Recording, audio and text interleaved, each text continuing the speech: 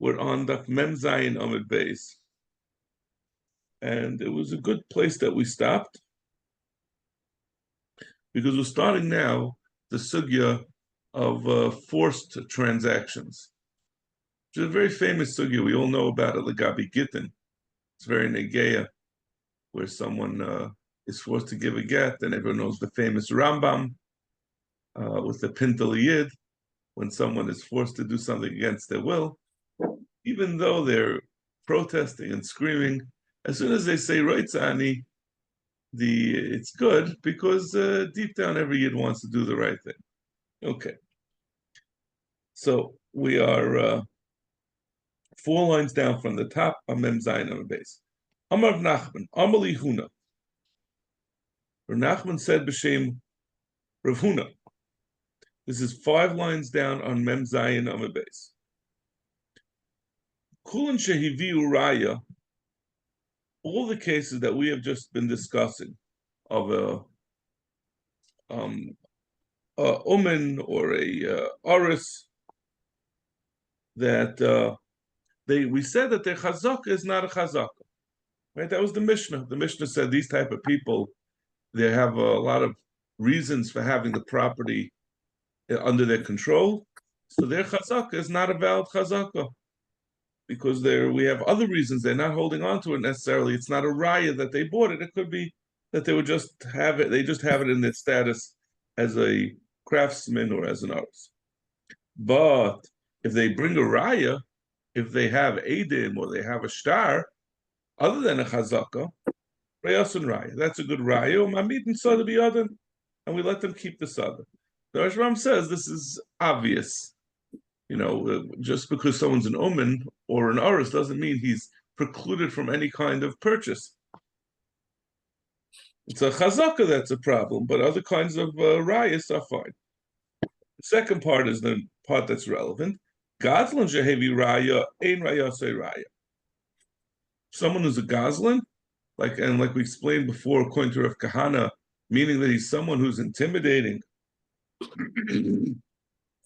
and he could, excuse me, people might give him things against their will, even if he has edim that the person said, take my shoes, take my ring, ein raya say raya. Whether even if he has a star, we say this, it's not a raya. He doesn't get to keep the sada. Now, we just have to keep in mind the Gemara the Rashbam clarifies over here, and the Gemara is going to make it obvious on the bottom. We're going to say the halacha of Rav Huna. Rav Huna holds till you v'zav and zvini, which we're going to get to on the bottom of the yam. And that's the din that if someone is forced to make a sale, it's the toyu means he's hung by his thumbs or whatever. Some way he's forced to make a sale. The sale is a valid sale. Our Gemara is not talking about a sale. Our Gemara is talking about a matana, or he says he gave it to you, but it's not talking about where money was exchanged. Or even if it's a star that says it's a sale, but there's only a star without any cash, we don't know that cash was exchanged, then we don't say that it's a good kinyan. So it's important to keep that in mind. But in any case, what we're up to now is that a Gazlan who just has a raya that something was sold to him, we don't believe him. And the Gemara says, "My kamashmalan. Why do I need it? Why does Rav Huna have to tell me this? Tznina, we have a Mishnah. Lokach misikrikun. Someone bought from a sikrikun. Sikrikun is a thug, like an Al Capone type. So because of a lokach mibalabais. So let's say Shimon bought from Al Capone.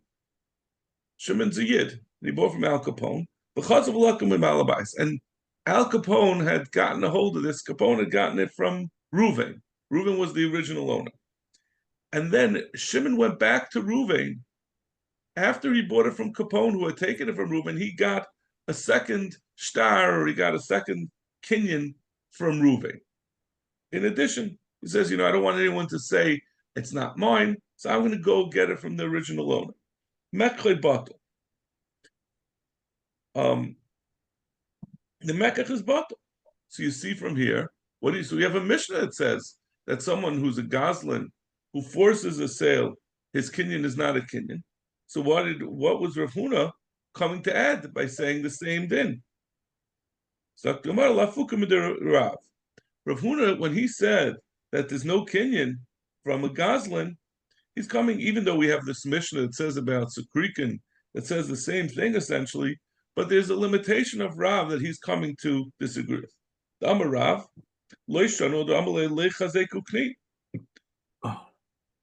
Rav said about this mission of the Sikrikun that if Shimon had gone and repurchased or got a new kinyan from Reuven, that it's not a kinyan. He says that's only if Shimon had gone to Reuven and Reuven said, "Okay, go take your karka." Capone is standing there on the corner. Capone took it from Reuven, and now Shimon bought it from Capone. Now he's going back to Reuven. Reuven says, "Okay, take your karka." Aval b'shtar kana. So we say if it's just that Reuven said go take it, Reuven never really acquiesced to this. He just said, I'm not gonna get involved. But if he made a star, that's a kinyan. Because Reuven is scared of the Sikrikun, that's enough for him to say you take it. But if he sits down and writes a star, at that point he's really going along with the whole thing, and he doesn't really expect to ever get it back, and that's a real kinyan. So that's Kamash Malan. So that's why Rav Huna said that someone who buys from a Goslin, it's not a kinyan. The chiddush of Rav Huna is to say not like Rav's limitation that he says with a star, even from Sukrika and even from a Goslin would be kani. He's saying like Shmuel who disagrees with Rav and says even with the star, it's not going to be a kinyan. He says you have to even go a level further according to Rav. And Rav Huna would also agree with this. I'm sorry, according to Shmuel. According to Shmuel, it's not enough, not just is it not a kinyan, if the original owner agrees to the conveyance of his property to the new owner, and not only is it not enough, it's also not enough even if he writes a star. The only way he'll be able to formalize this kinyan is if he agrees to provide a warranty to the new owner if someone takes it away from him. At that point, he clearly is so involved in this transaction that he is going along. So that is the machlekes between Rav Huna and Shmuel against Rav. Rav Bibi Messiah b'mishmei Rav Nachman. Rav Bibi even goes further. He says, "Karka ein loy, avol mois yesh loy." We had just said that, like the Rashbam had explained, that this whole transaction is only talking about where there was no money transferred. It was just a conveyance with a matano or a sale, but we didn't see any money transferred. Rabbi Bibi says no. Even if there was money given over, karka einle avol mois yeshle. That he says that the kinyan doesn't work, but even if money was given, even in the case where money was given, the sale won't work, and therefore the ganef gets back his money. That means when there's a ganef, even though the ganef paid money for it, which according to both Rav and Shmuel before, the way the Rashbam explains it, I'm going to see according to Rav Huna explicitly that where money is given over, that it is a kinyan. Rav Bibi disagrees. He says even if money is given over, there's not a kinyan, and therefore the original owner, Reuben, will have to give the money back to the Sekrikin or to the Goslin who took it away from him by force when the Chachamim take away, when the Bezdin takes away the karka. We see him saying, but Mishmei of Nachman karka ain't level moish yeshla. The Medvar Mamurim, however, this is limited. Sha'amru Edom b'fanenu monole. This is only if the Edom literally saw the money being counted out. Aval amru Edom b'fanenu hoidaloi.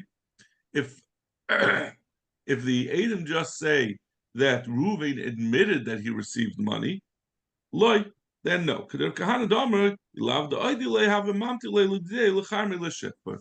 Again, this is then we would go gun like Kahana said that the Ruvain, the seller, the one who sold to this Goslin, will say, the only reason why I agreed is because I was scared he was going to hand me over to the authorities. He was going to use whatever intimidation tactics he has at his disposal. So now, do Rob and Shmuel agree with this? I'm sure. no, Rav and Shmuel disagree. I mean, we don't know, but we know Rav Huna disagrees, as we're going to see in a minute. And the way the Rashbam explained it would imply this was Rav Huna was quoting and was saying Rav Huna was saying B'Shei, saying Rav. So l'chayra they would agree as well that this all never comes to be a question because when money is given over, Rav Huna says it is a good kinyan. This is all in Rav Bibi, who extends this halacha of Rav and Shmuel further than what they had held.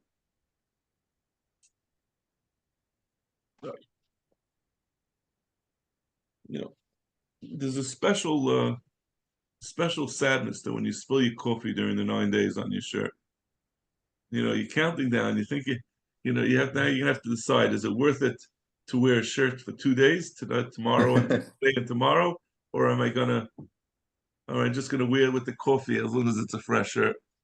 Mm-hmm. Yeah. Amr of Huna. Now we're getting to the halacha of Rav Huna, the second halacha, right? The first halacha of Rav Huna was that he's saying like Shmuel, that even with a star, a person is not kind as long as you don't give money. But now the ikadin of Rav Huna, Rav Huna, Toyu v'zav and zvina zvini. This is, you see in a number of places. We had it back in Bava Kama. I'm sorry. Yeah, we had it in Bava Kama.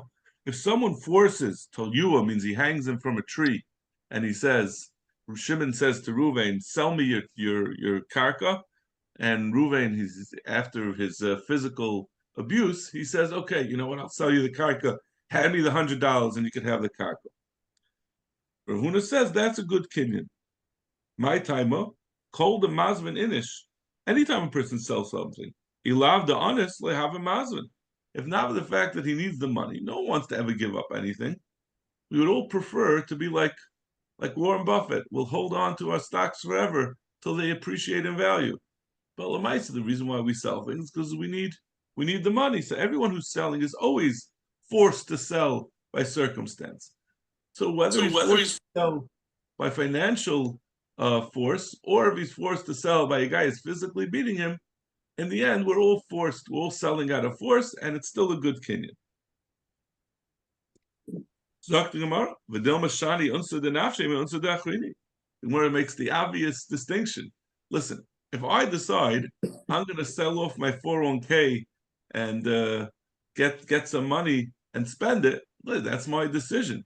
But when a guy is hanging me by my thumbs from a tree and beating my feet with canes, and I say I'm selling, obviously that's not the same, Gemiras Das. It's not the same that I really am. My heart is behind that I'm selling. I'm doing it because I'm being forced to by someone else, by an outside force. So what this rejects? That's not really the svara. So what is the svara of Rav Huna? Why we say if someone is forced to sell, it's a good sale. Ela kedetanya. Yaakov Isai. We say if someone makes a neder to bring a carbon, the Torah says Yaakov Isai he should bring it. We force him to sell it. Yachol bal karchai. I might think you force him to bring the carbon. I might think you force him to bring the carbon even against his will. The pasuk says Yaakov it has to be with his acquiescence. Okay, so how can it be that it's both? We force him and he agrees. It means we force him until he says, okay, now I agree. Bezdin, again, hits him with a stick until he says, I want to bring a carbon.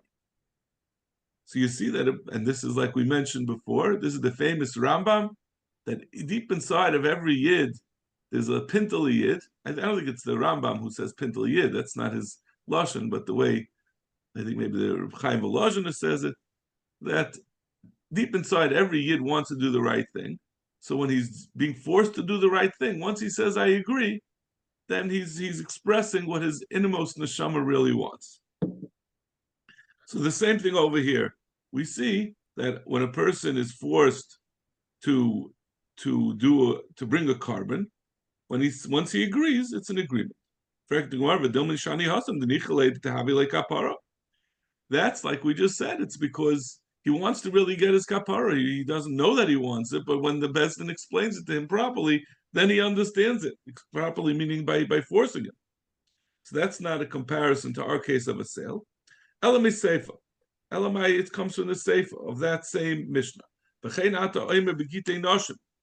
Similarly, you find with Gitei Noshim, someone is being forced to give a get, and the Rashbam explains, for example, a mukashchin, someone who has a deformity, that it's impossible for his wife to live with him, that we say we force him to give a get. The Bezdin force him to give a get. So you see that you can't force someone to do something. So it's true that's not a mitzvah like a neder, a deraisa, but it's a mitzvah to listen to the Bezdin, that the Rabbanan that we say a mukashchin should divorce his wife. So again, we don't have a raya to Rav Huna, who's talking about a purely commercial transaction you could be forced to, and it's a valid transaction. From all these cases where there's a Tairidic component to it, that you're doing a mitzvah. Elis Svarahu. So Gemara has to resort to saying, Rav Huna is saying a Svara. Agav Anta Gamaro Makna. Rav Huna holds just as a general rule. Once someone is forced to do something, what happens is not that he's saying the whole time in his mind, I'm not doing it. What he says is, okay, you forced me, now I'm doing it. Once he says I'm doing it, that's a good kinyan. Most of Rabbi Yehuda. Rabbi Yehuda has a kasha on this, that we say, according to Rav Huna, that Tol Yu of Ezav and Zvin is get Hamausa. If someone is forced to give a get, be Yisrael kosher, like we said before from the Mishnah, a get that is forced by Bezdin is a kosher get, because he's saying mitzvah l'shmaya derechacham uba'akam pasuk. This is very, very negeya. If you remember back in the day when they wanted to make a law in New York State that someone cannot hold back a get, and the problem was it's a get musa al yidei akam. If a Gayish court forces someone to give a get, that's not a valid get, because then there's no achiyayim rights on it. It's based on Gayish law. So that's why they wanted to make that anyone who didn't give a religious get would be unable to get a Gayish get. And the problem is it falls afoul of this Mishnah, which says that a get that's forced by a non-Jewish court is considered a forced get, but it doesn't have the mila of Achiyem Roitzani of this Pintaliyat, because it's being forced by Goyim. But the Gemara says, but if you want to use an akum to be able to get a get, the only way you can use an akum is if you get an akum to say you have to follow what the Jewish court says. So in theory, and again, I'm not at all paskening about this, if you could get a Gayish court to follow a Jewish Bezdin, say if you both sign on that you'll agree to listen to what the Jewish Bezdin says, that would be okay, because then again it's going by the laws of the Bezdin, and then we say that you could be kaif. Fact the Gemara, but why? Why is it that you can't have a Gayish court forcing? According to Rav Huna, once a person decides to do something, even a purely commercial transaction, we accept his final decision. So why don't we say, even if it's forced by Goyim, now we gave the get, so now he's agreeing to the get. So it should be a valid get, even if forced by Goyim. So Gemara says, you're right, that really it would be kosher when it's forced through a Gayish court. Why is it taka that it's possible? It's takanas achom.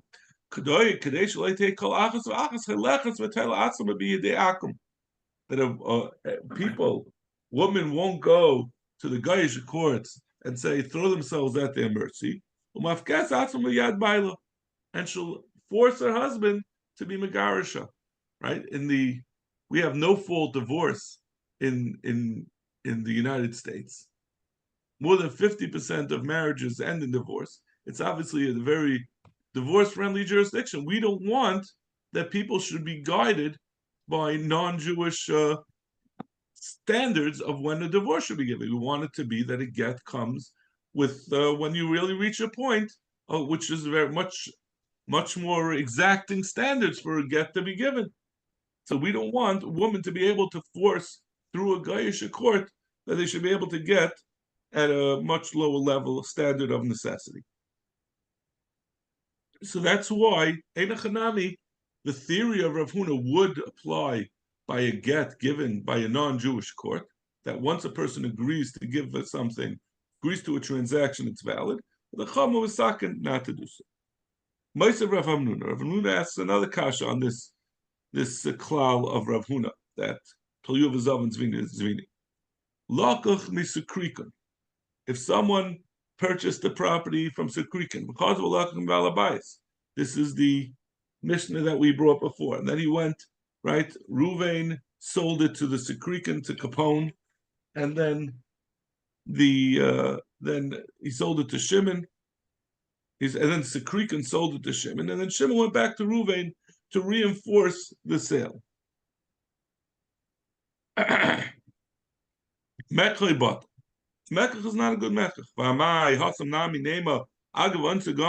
Now, why don't we say that he's kaino?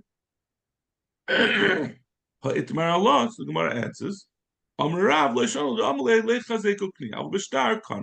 at this point, we're understanding that Rav said that this is limited to only where Ruvain said, go to Shimon, go take your karka. You could be kind of the karka. But if Ruvain made a star, it is kind of. And we're understanding that a star means with money. That he gave the star and he also took money. What about Shmuel, who Rav Huna had said he holds like Shmuel before? We had explained Rav Huna as Shmuel. How are you going to understand this? How could Rav Huna say that Toyu v'zav and Zvina is Zvini, but we're saying, according to Shmuel, that even with star, which we understand to mean even with money, it's like Kana. So the Gemara says, no, you misunderstood. When we said star, it means just the star. But Einachanami, both Rav and Shmuel would agree by the case of Sukrikin that if money was given, that it would taka be a kinyan like Rav Huna. This is why we said from the beginning that this is the conclusion of the Gemara over here, that whole discussion, like we're saying, was not involving where there was money handed over. But where the money is handed over, Rav Huna Taka says that Tolyu v'zav and Zvini, it's a valid transaction. So tomorrow, Rav Bibi the Messiah, Mishmeder of Nachman, Karka Einle Mois Yesh. What about Rav Bibi? Rav Bibi, all the way at the end, he says it didn't even when money was given over. He says it, but it's still not a valid transaction. The transaction is not a good transaction, and the Ganef is going to have to give back the money to. Reuven is going to have to give back the money to the Goslin who he was forced to give it to. So tomorrow, Bibi Memra, who Memra Rav Huna saying no, Rav Bibi is not saying a shita that's based on a Tana. He's saying his own shita, and Einachanami Rav Huna disagrees with Rav Bibi. Amarava Hilchasa Toyu v'zav and Zvini. The halacha is like Rav Huna. That taka, if someone is forced to make a kinyan, the kinyan is a good kinyan. Loy Amaran, however, Rava says there are a couple of limitations. This Besada Stam. This is only by Yisada Stam. However, Besada Zu Loy. This is only if the let's say Shimon forced Reuven to sell. He said, "Sell me a piece of your land," and Reuven said, "Okay, I'm going to sell you field A." Then it's a kinyan. But if Shimon said to Reuven, he hung him on the tree and he said, "Sell me this particular land," and Reuven said, "Okay, I'm selling you that particular land," there's not enough involvement by Reuven. Reuven is just saying he's going along. It's only if he says if he picks a particular property, at that point, Reuven is considered to have been Toyu v'zav and Zvini, that his heart is really behind it and it's a good kinyan. Ubesadazu nami, and even that which we said, if it's a sadazu, if the forcer, the person who was forcing the seller to sell, picked the karka, we said it's not that case. It's not a kinyan according to Rav Huna. Le'am another lay artzi zuzi. That's only where the if he doesn't count the money. That means when Reuben gives the money, he just says picks out his wallet, takes a big wad of cash. I'm sorry, the owner when he gets the money from Shimon, he just takes the money, he puts it into his pocket. He doesn't even count it because he's whatever I'm getting. I don't have any choice in this whole thing. Aval artzi zuzi, but if he puts it into his pocket and he counts the money, at that point he's already indicating that he's involved and he cares about the transaction. It's not just a sham. The loy amaran, in addition, we don't say the loy havalish damute. This that we say that it is a kinyan. I'm sorry that it is a kinyan is where he had no opportunity. The seller didn't have any way to get out of it, and therefore he sold it. But if he had the opportunity, he could have said, let's come back tomorrow and discuss it again. And he didn't do so. Then it's not a kinyan because then again he's indicating he wants to make the kinyan. Zaktumara. The Hilchos Abakulu to have a zvini zvini. The Gemara says the halacha is not like all these restrictions. In the end, whether he could have pushed off the sale and whether he said a specific sada or any one of the sadas or artzi zuzi, it's in either case it's a zvina. Once he agrees to the sale, it's a sale. And even if the Goslin, the purchaser, picked a specific sada and he didn't give him any discretion, it's still a sale. Why do we know that? When a person is mekadesh an isha and he doesn't give her a choice, he corners her in a dark alley and he says, "I want to be mekadesh you, and if you don't, I'm going to beat you with a baseball bat." It's still a good kinyan. It's still a good kedushin. For Amar Amema, and that obviously in that case, she doesn't have discretion that she could pick which husband. He's saying, "I want you to be mekadesh to me. That's just to me." And even so, even though she doesn't have any discretion, it's still considered a kinyan. For Amar Ameya, to you kaddish kedushin. Such a kedushin is a kedushin because once she agrees to take the ring from him, whatever happened before that, we disregard. It doesn't make a difference. Now, however she got to her decision, she agreed to do it. And I guess people might say, maybe a little bit, it's like the svara that we said before, even though we rejected it, that every person who gets mekudeshes, every woman is being forced. She's worried about the shidduch crisis. She wants to be taken care of. Everyone's being forced by external forces to agree. So by her, this one it happens to be that he's saying, "I'm going to hit you with the baseball bat." Ma'bar Rashi Amar bi'isha v'kedushin v'ade kedushin le'habin. Rashi disagrees. He says, no, a kedushin that is forced is not a kedushin. Hu asu shaloi kahaygen. He did something that is not proper. Lefika chaso ima shaloi kahaygen. Therefore, we also do against him shaloi kahaygen. V'afkinu rabban lekedushin minei. And the chama mafkia the kedushin. We've had this many times. Everything is in kedushin is in the hands of the chacham to decide if they wanted to go forward or not. Amalei Ravina Lervashi, and this is also we've had this discussion back in Gittin and kedushin. Teinich the kaddish bekaspa. We understand how this works. That chachamim could invalidate a kedushin because we know that hefker bezin hefker. So if someone gave money to be mekadesh nisha, the bezin could say that money that you gave, that ring that you handed over, it wasn't yours because we were mafker. That's an absolute right of bezin to be mafker something. But what if he was mekadesh with bia? Like we know, a person can be mekadesh nisha with kasef, shtar, and bia. So with bia, they don't have the ability to take away the bia, like they can be mafker a kasef. Amalei, Shavi Rabban will be lost, be nus. No, They can be mevatel even a kedushin of bia. They can say that this kedushin, not just the same way they could say hefka bezin hefka. They could also say we don't want this kedushin to be valid, even though that will cause the beila to be a bilas nus. They have the ability to do so. Tevi tol lepapia kindra. Tevi was the name of one guy. He forced Papi. He was told you of his oven. He told him to sell him either a field or a kinder, was a type of tree. Either he hung him from the tree or he forced him to sell him the tree. Vizovin. And that's taka what happened. Papi sold it to Tevi under duress. Rabba Babachana, I'm sorry, Chosam Rabba Babachana Amidah the Ashkalta. Rabba Babachana signed as a witness both on this sale, the Ashkalta, meaning the sale of this sada that Papi was forced into, and he also signed. Papi had made a maidah. He had made a disclaimer prior to making the sale. And Rabba Babachana signed on that as well, saying that Papi says I'm going to be forced by this Tevi to make a sale. I want everyone to know that it's not a valid sale. Amravuna, man dechasam amaydah shapachasam, man dechasam ashkalta shapachasam. Says both of them are valid. Both the maidah is valid and the sale is valid.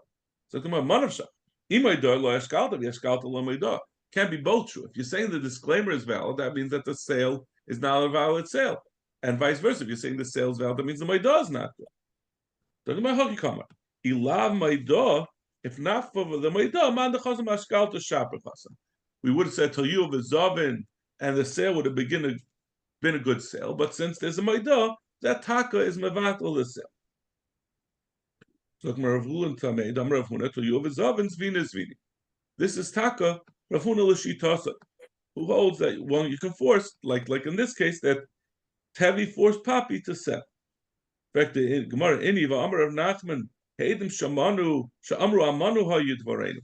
If Eidim say that we signed on a debt that Reuven owes money to Shimon, and we signed on the star of that Shimon lent the money to Reuven, and then later on they say, by the way, that wasn't that actually Shimon gave money to Reuven.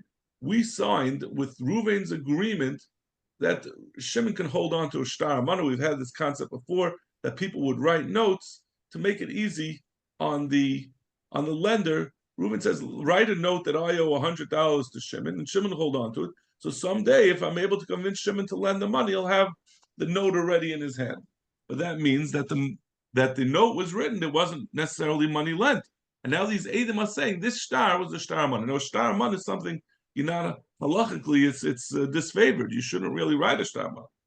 So if the Eidim say that Eidim madim, they're not neman, as the Rashbam says, and the Gemara will say soon, because the person is not supposed to write a star money. It's any other Mesa Matzmei Rasha. They're not supposed to be signing on a star money, and the lender is not supposed to be writing a star money. Moidah, but if they say a disclaimer, hayudvarenu Eidim madim, they're also not neman. So I was saying over here that if the Eidim say that they gave a maidah, they are neman, and over there we said they're not neman. So Akamara Hanimi al Peh, the Leasi al Peh, Umara Lishtara. Over there it's talking about where they just say that it was saying it was an amana, was saying there was a maidah. But over here, Alva Bishtara. I'm sorry, the Leasi al Peh Umara Lishtara. You can't take a oral disclaimer and use that. The Eidim will say, oh, there was an oral disclaimer that was made to us, and therefore this star that we signed on is not valid. In our case, these Eidim, Rabbi Barchana signed on the Maidah, and then he signed on the star, so we do believe the first star, the star of the disclaimer of the Maidah, to invalidate the star of sale. Guf Amar of Nachman, Amano Hayudvarenu Einem Manim, Maidah Hayudvarenu Einem Manim. Rav Nachman said, we just quoted from Rav Nachman that they're not Neman. He's saying, even we just said that that's talking about orally. So Rav Ashi is disagreeing. He's saying even a moida, an oral moida, is neman. My timer. He says the difference is, even though it's just an oral moida, it's still neman, because a moida, there's no opprobrium attached to riot to say, making a disclaimer. This person is being forced to make a sale, and he makes a moida beforehand, so he does it without a shtar. But he's not doing anything wrong. But an amana, since it's not supposed to be written, we require that it has to be done with a shtar in order for it to have the amanas for the future. Hashem will continue tomorrow. Okay.